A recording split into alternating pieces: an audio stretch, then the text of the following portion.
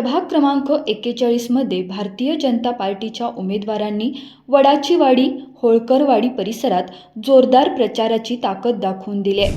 भाजपचे उमेदवार प्राची आशिष आल्हाट, जीवन बापू जाधव, स्नेहल दगडे आणि अतुल तरवडे यांची संयुक्त पदयात्रा काढण्यात आली आहे. या पदयात्रेला नागरिकांकडून उत्स्फूर्त प्रतिसाद मिळाला आणि ठिकठिकाणी स्वागत करण्यात आले.